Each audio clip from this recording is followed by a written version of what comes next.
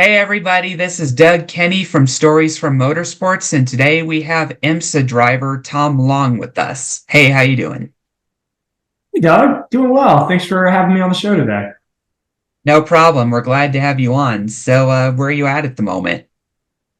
Out of my house in Charlotte, North Carolina, just south of Charlotte, actually, in Fort Mill, and yeah, getting ready for race season.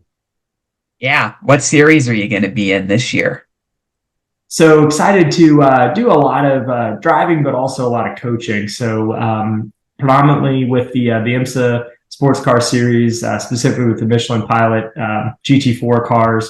They call it Grand Sport in that particular series, but they are all GT4 based cars. And also with SRO, which is another organization that runs very similar format to IMSA, just in a sprint race version. So be there this year and working with a couple other clients in different series, Carrera Cup and some others. So yeah, very very exciting 2024 on the dot.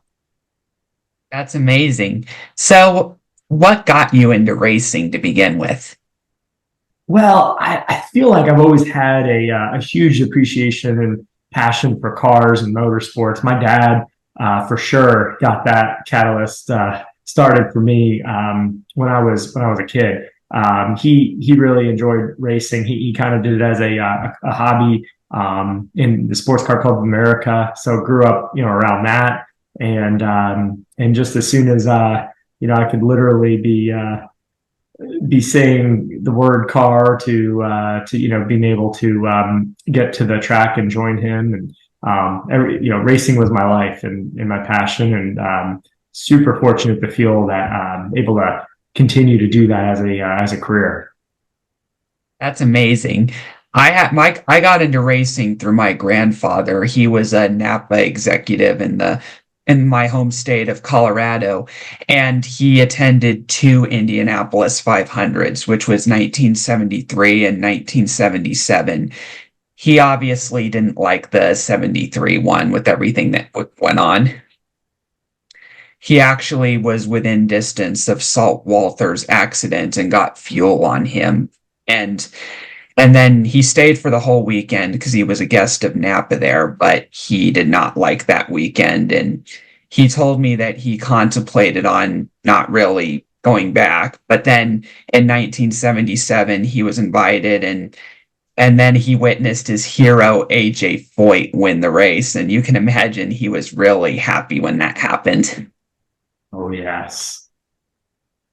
Yeah. So I got into racing through him, and then he passed away, and I became a devout NASCAR fanatic. And he actually he got some Napa memorabilia when Michael Waltrip won the Daytona 500, and I inherited a die-cast car, a 124 scale of Waltrip's car. So I have it somewhere on my shelf up there, but that's how I got into racing pretty much, was through my grandfather.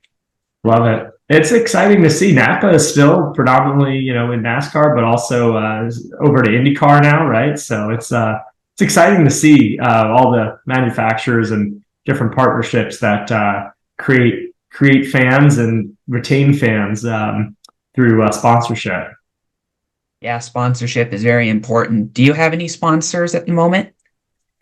I mean, I have a lot of personal brand sponsors that I really have enjoyed kind of being brand ambassadors for. Different watch company.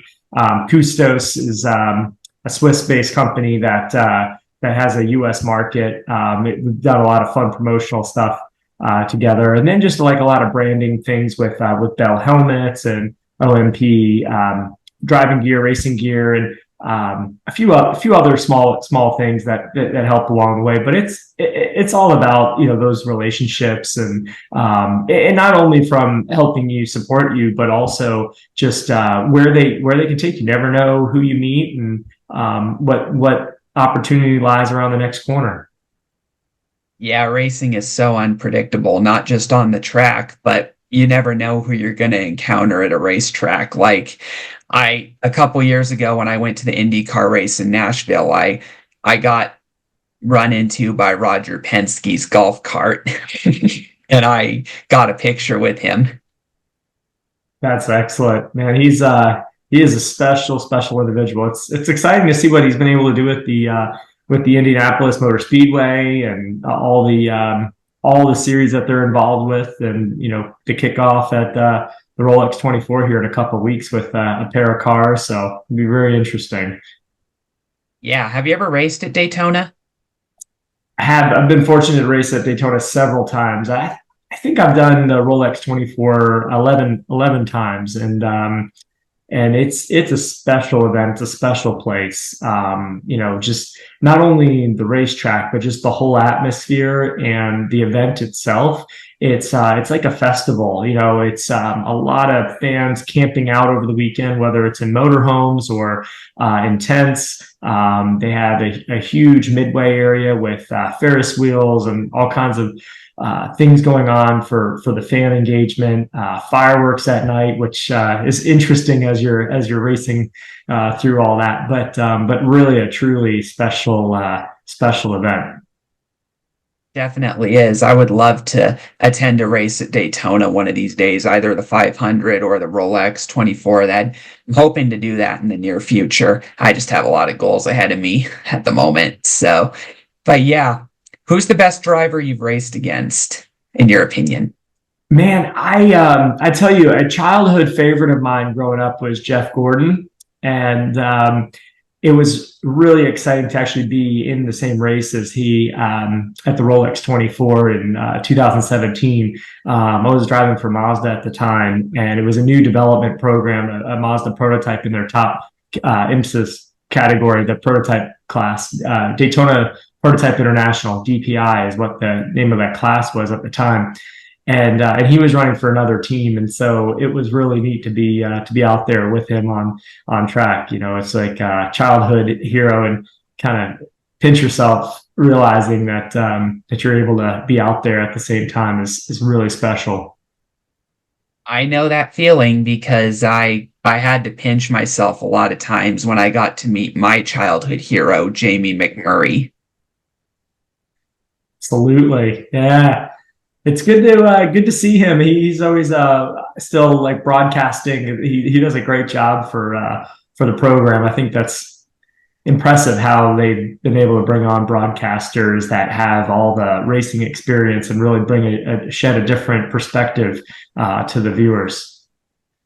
Yeah, for sure. He's doing very good. And Kevin Harvick is going to be a great broadcaster as well when he gets into the booth. He's going to be very analytical. And I noticed a transformation in Harvick when he became a dad. He used to be a hothead, and then it just seemed like as he got older, he got chill and laid back. And I remember when he and Chase Elliott got into it, I remember seeing clips of it and thinking, I've not seen that Kevin Harvick for many years.